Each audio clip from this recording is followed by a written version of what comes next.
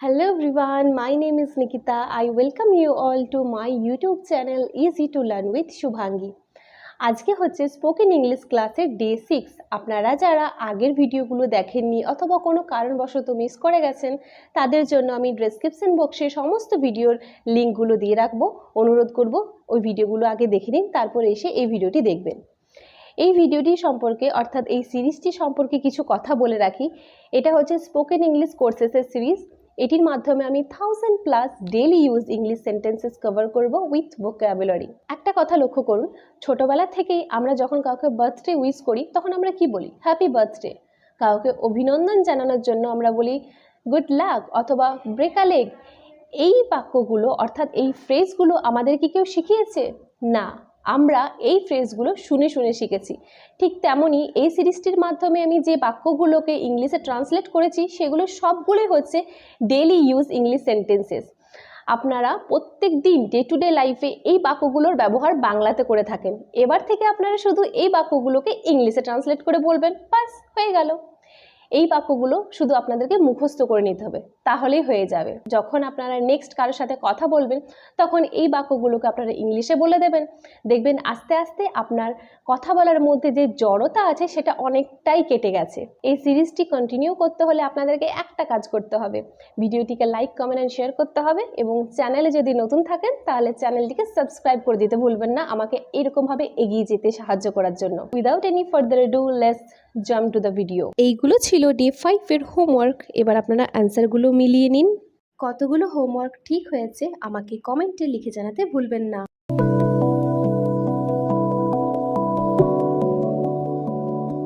আমাদের প্রথম বাক্য হলো নিচতলায় আসুন। Come to the ground floor. Come to the ground floor. Come মানে হলো আসা, গ্রাউন্ড ফ্লোর মানে হলো নিচতলা।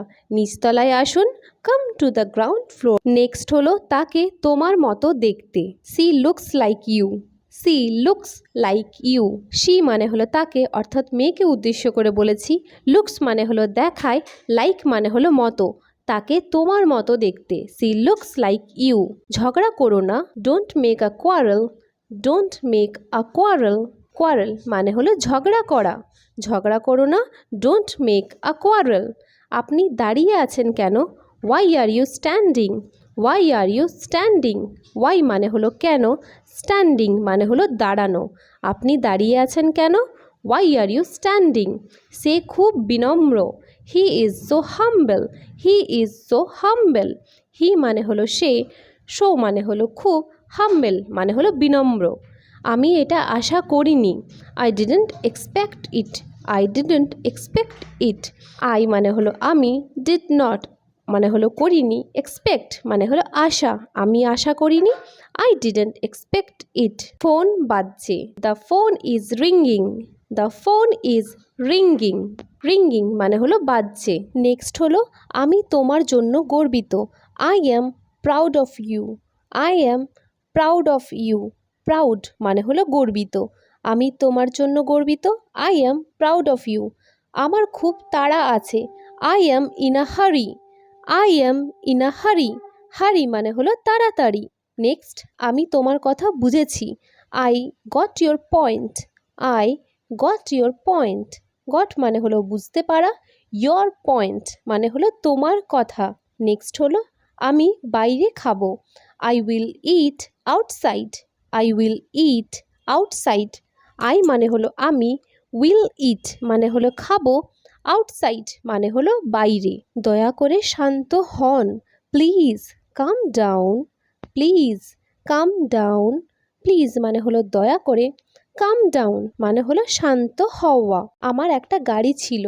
I had a car. I had a car. Had মানে ছিল, আ কার মানে হলো একটি গাড়ি। আমার একটা গাড়ি ছিল। আই হ্যাড আ কার। আমি কাউকে ভয় করি না। I am not afraid of anybody. I am not afraid of anybody. Afraid মানে হলো ভীত, anybody মানে হলো কাউকে। তিনি একজন ব্যবসায়ী। He is a businessman. He is a businessman. He মানে হলো তিনি, businessman মানে হলো ব্যবসায়ী। তিনি একজন ব্যবসায়ী। He is a businessman. আমি একটা টেলিভিশন কিনেছি।